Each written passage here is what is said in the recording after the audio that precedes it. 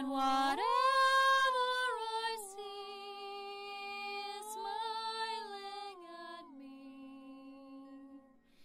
Love is who I am.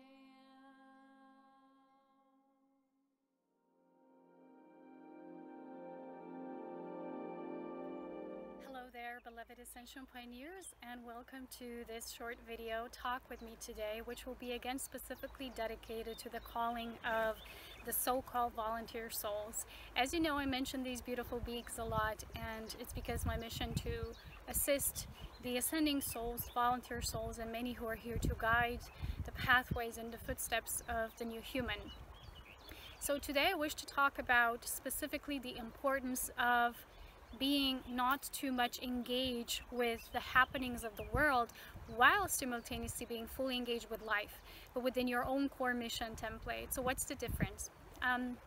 As you know, volunteer souls are very highly hypersensitive souls, even, who are very much always receiving information downloads from multiple streams of light.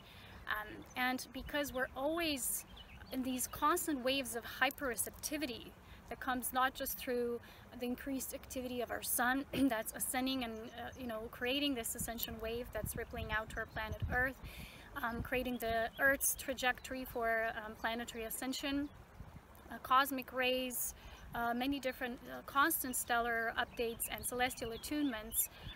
And for these, we do need the regular amount of dedication to the self, this constant refinement and fine-tuning. There's a very subtle and yet profound difference between being disengaged from the world, not grounded in the world, and simply not engaged with that which you would call the mass consciousness, or the undertakings of the majority of the populace, or even strongly participating with the waves of modern spirituality. The thing is that a lot of the times when the soul gets too much entrapped with the propulsion of the ego, which can tell you you're only great when you're going to be highly visible, when you're going to be famous, when you're going to always do something that will be visibly active, right? And this does not always relatively correspond to the nature of your true organic mission and its flow. Because primarily most volunteer souls, because they're so hypersensitive, they work behind the scenes. I remember when I had my two first starseed readings, star readings, when the beings doing these beautiful readings at Starseed Academy, they told me that most of my work, which is so profound, takes place behind the scenes. And although I do pop up quite frequently in this video and video updates, is to share these things that I'm meant to share as a divine messenger, and especially the conduit for volunteer souls. Of course, this bleeds out into the reality of everyone, and especially ascending souls who are here completing their lifetime's journey on Earth and transcending and traversing into greater spheres of existence and taking on greater responsibilities because they're simply ready and prepared to do so. But what I'm constantly shown is that this increased hypersensitivity with our ascension, although we're embodying more and more of our soul, which makes us more plugged into the realm of the Earth, because if you don't become embodied on Earth, if your soul energy cannot be ensouled, it means that you cannot be so much overlighting with this constant frequency of your multidimensional self and bring it as a sphere of inspiration, this constant wave of downloading information into this. It's almost like Earth has its specific song, right, of attunement, and what we're doing is we're adjusting our multidimensional, like multi-spheric song of multidimensional existence and blending it with this Earth's reality for this particular timeline. And there's, although many timelines merging, what we're doing is we're creating this unified field of this merge, and this takes a lot of work, a lot of inner preparation. Those of you who think this just naturally automatically happens while you're out pursuing many things that are not so so important for this true embodiment of your soul and your mission as a volunteer soul, and it's just almost like a wishful thinking, which I always tell you, without any focus the energy will be too scattered and you won't be able to synthesize it. So the importance of this, not just alone time, we all talk about alone time, self-nurture, all that, but what I want to share today is specifically relating to working behind the scenes. When I share my videos, this is not the only work that I do. This is only the very minimum percentage, and although for some people it looks a lot, and it is a lot, there's more happening that meets the eye and the physical reference scheme. But I was very much shown that the trajectory of my mission would be kind of like altered in a not so positive sense and direction if I were too much focused with external things. But that's not the same as not engaging with the world. That just means things that are not of my nature within domain of my soul purpose. What this can do is cause a lot of distraction and misalignment, not being so in synergy with your own soul song and the song of the earth, if I can call it in such simple terms. So we're constantly connected to this cosmic stream of light, and what's recently happening, the sun got very active again. Since April began, we had a huge increase in solar activity, so we had some solar flares again. And whenever this happens, my body gets so tired. It's just constantly in this, it's almost like a sacred alchemical transmutation that's occurring. You can literally feel your body's like shape-shifting, and for me it feels like that. And I get these, I call them the radioactive palms. My hands are just hot and super heated, and it's like charged with energy, because, you know, the hands directly go with the heart, which is the crossing point of the lower worlds, the higher worlds, which is our main gateway for the highest ascension pathway. So when this occurs, you need so much time to tend to your body, because your body, if it's meant to be this generator of this higher celestial light and frequency, it's almost like when you imagine yourself looking up, you know, towards the sky, and that which you refer to as the heavens and the celestial realms, that same amount of upward moving energy has to, you know, be met with the downward facing energy for the soul embodiment. I always talk about soul embodiment. That's such a strong process, and for those of you who are volunteer souls, you have a high energy altitude or magnitude, I don't know how to call it, that sometimes you will need lots more space to integrate because this energy is so intense. And most of these beings are always so much called to be in nature. I'm outside practically most of my time. When the weather is like this, I'm always outside, you know. And I try to do as most of my work as I can that's computer based or, you know, communication based on streams of light during evening time, you know. And I just follow these natural rhythms and cycles of the cosmic energy traveling through our solar vortex, moving to the planet, and us as conduits. But for us to be these steady pillars and conduits as ascension pioneers and volunteer souls specifically, we need to constantly tend to this like a buildup of energy that's increasing. It's not like, okay, your soul embodiment has a certain linear date of unfolding and then you're done processing. It's never going to be like that, because imagine you came here as a messenger from many different realms and worlds of existence. You came here to represent and show. It's almost like showcasing how this energy from the multiple streams of light can be gathered in a container that we know now as this physical body. That's the closest approximation that I can give you in this limited earthly language. But I always see things like archetypes, right? I see like these visions of what's important. And so my mission was always very withdrawn. Although I do these videos, I simply do them, I share them, and then I retreat again. I'm very much the hermit. And I don't like things that draw my attention to lots of things or people. I really don't like that, because I feel it's a distraction to my true purpose. And there's so many things that our ego can tell us, no, you know, you will have more importance if you do this and that. And sometimes this creates a path of, it's almost like hamster in a wheel, right? You're chasing for things you think you need to do because it will make you more advanced, a better person, sharing more, doing more, when in truth, when you really are aligned with your natural soul, refined harmony, harmonic resonance of the song of your soul, you will feel that it does actually require a lot of contemplative time, a lot of integration time, a lot of constant inner accessing of your realms, that you are constantly finding and refining, fine-tuning and refining your energy, because it's constantly being upgraded.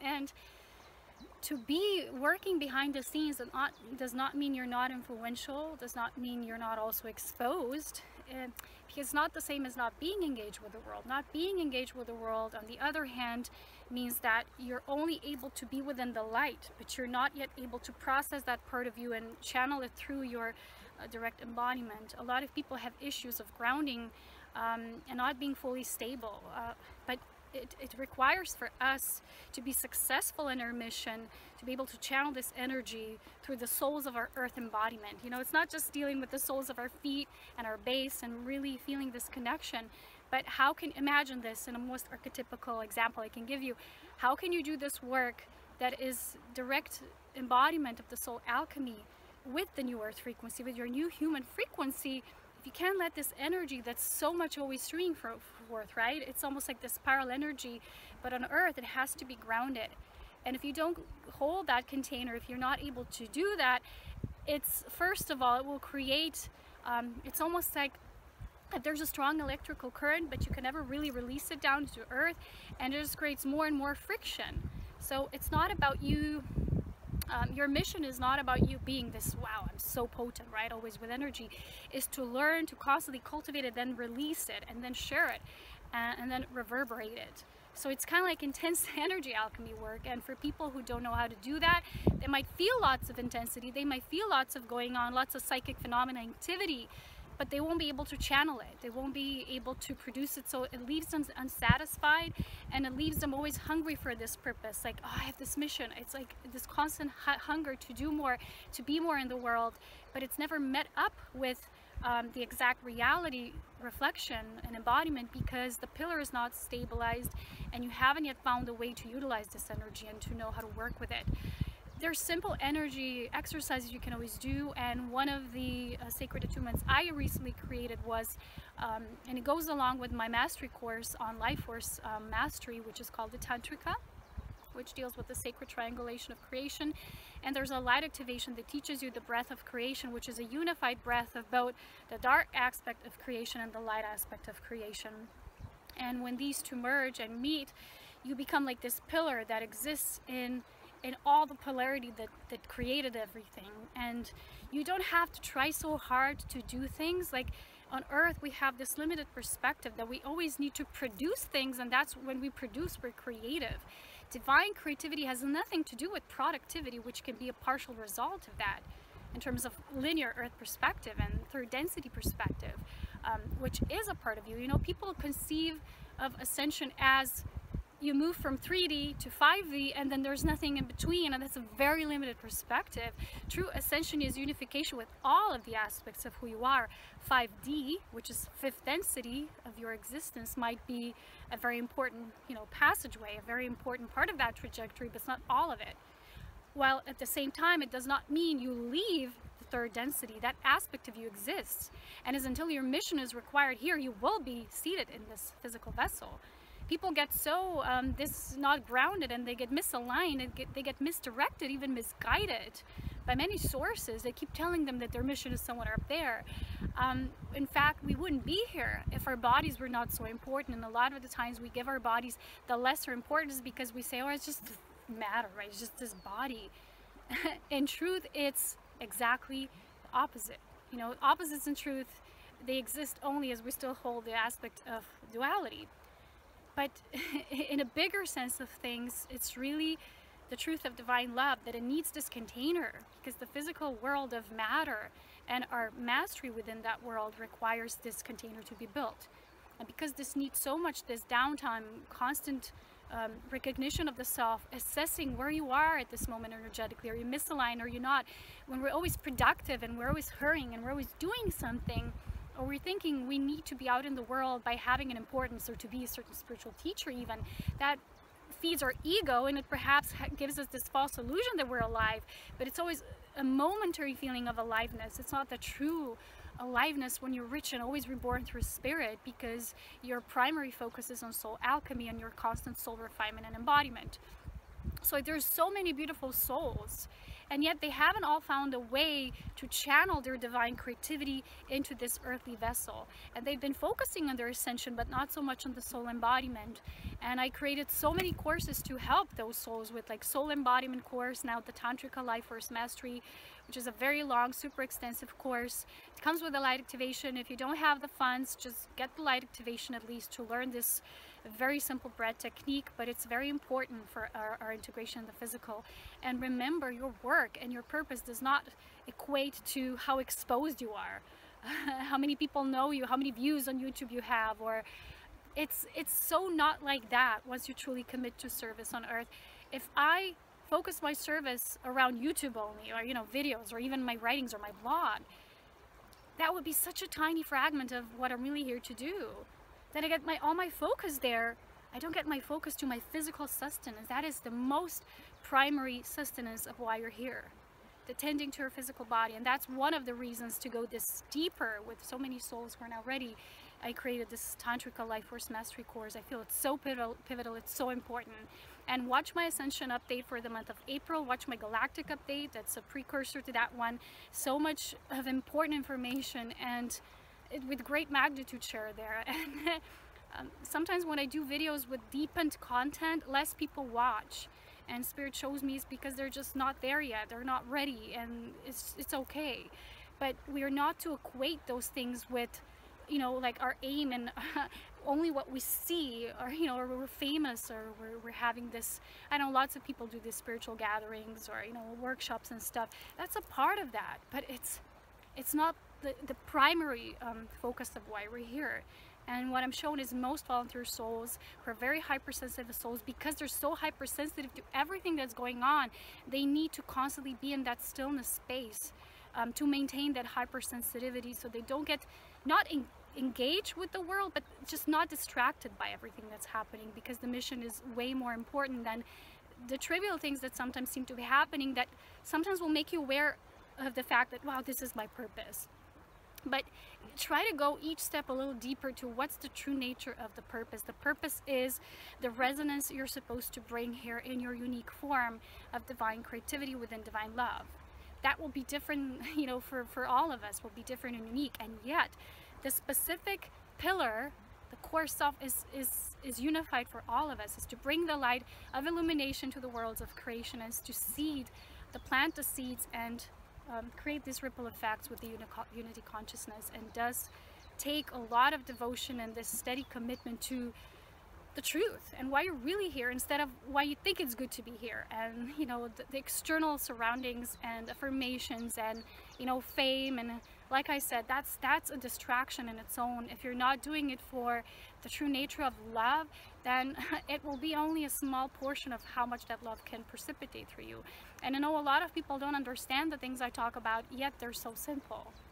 Yet they're so simple. A lot of people, when they talk about the nature of human psyche, they say this is complex, that's complex topics. Yes, if we want to see things as complex, they will be complex, and a lot of the more advanced knowledge might feel complex. But when you get there, when you're prepared, when you're ready, it won't no longer feel complex for you, because your awareness is reading it through the non-filtered, non-biased perception. So imagine there's complexity only when there's still filters present. When you move into the the non-filtered essence of direct transmission, things will be as clear as day. And just like, ooh, pow, yeah, pow wow. So I hope this message somehow helped and assisted those of you, especially my beautiful volunteer souls. Don't get your head up wrapped too much around the surface of things. Be the essence of who you truly are. And sometimes you will compare yourself to the teachers who are now perhaps very famous out in the world, or spiritual gurus or whatever. They have perhaps large audiences, but no one of the scope that is truly coming from the volunteer souls, the non-agenda unity consciousness, the White Council of Light, the White Brotherhood, has that connotation in this world. We have a cohesive mission that's unifying, that's not about the earthly status and fame. And there was many great masters and many scriptures that have been talking about this. So just stay on the focus and trajectory of divine love, and the seeds of love you're always planting, you always have been planting, and you always will. So I hope this message assisted you in some way and form. Don't compare yourself to anyone, and really go every time that you can a little deeper, because that's what we're doing. And you're going to be shown profound things, and be okay with them and embrace them. Don't say that's too good or too much for me. You're always going to be given as much as you can handle. So your soul knows, and the path of love knows as well. In divine resonance and spirit transmission, I greet you in the space of the white light of unity. We're all here as one brotherhood of light. Don't ever forget this. Oh, sisterhood, brotherhood, sisterhood. the honoring of the benevolent, divine masculine and feminine within us, and divine child of creation. I love you so much, as always, with grace of love, wisdom, and power, and I'll talk to you again soon. Take care.